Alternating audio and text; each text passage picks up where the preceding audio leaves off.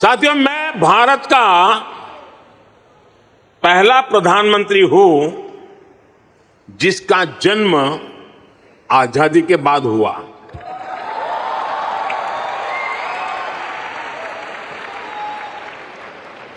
आजादी के आंदोलन में करोड़ों भारतीयों ने स्वराज के लिए जीवन खपा दिया था।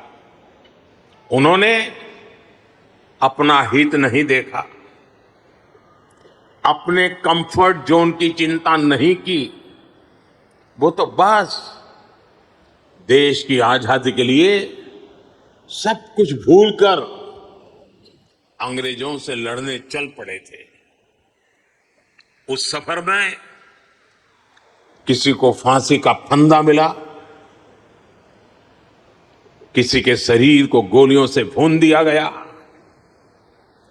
कोई यातनाएं सहते हुए जेल में ही गुजर गया, कईयों की जवानी जिंदगी जेल में खप गई। साथियों, हम देश के लिए मर नहीं पाए, लेकिन हम देश के लिए जरूर जी सकते हैं।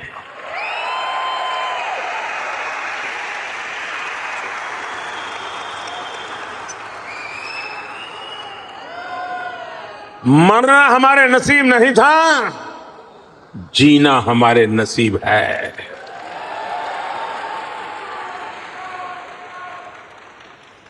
पहले दिन से मेरा मन और मेरा मिशन एकदम क्लियर रहा है। मैं स्वराज के लिए जीवन नहीं दे पाया, लेकिन मैंने तय किया स्वराज और समृद्ध भारत के लिए जीवन समर्पित करूंगा।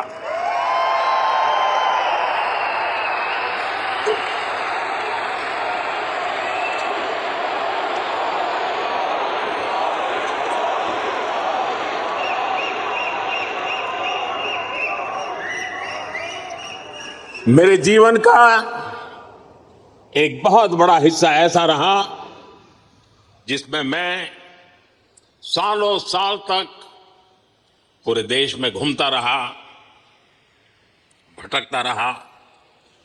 जहां खाना मिला वहां खा लिया, जहां सोने को मिला वहां सो लिया।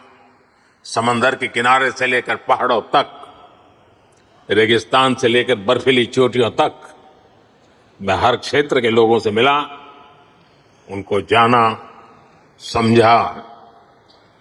मैंने अपने देश के जीवन, अपने देश की संस्कृति, अपने देश की चुनौतियों का फर्स्ट हैंड एक्सपीरियंस लिया।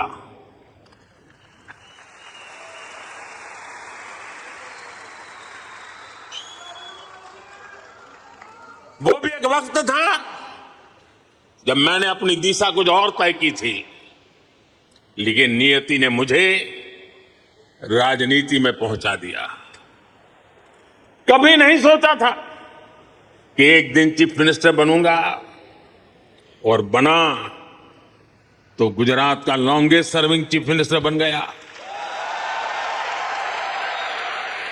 13 साल तक गुजरात का चीफ मिनिस्टर रहा।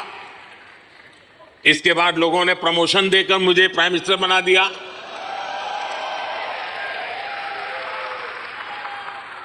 लेकिन दशकों तक देश के कोने में जाकर मैंने जो सीखा है, उसी ने चाहे राज्य हो या केंद्र, मेरे सेवा के मॉडल को, मेरे गवर्नेंस के मॉडल को इतना सफल बनाया है। पिछले 10 साल में इस गवर्नेंस मॉडल की सफलता आपने देखी है, पूरी दुनिया ने देखी है, और अब देश के लोगों ने बहुत बड़े भरोसे के साथ मुझे ये तीसरा टर्म सौंपा है।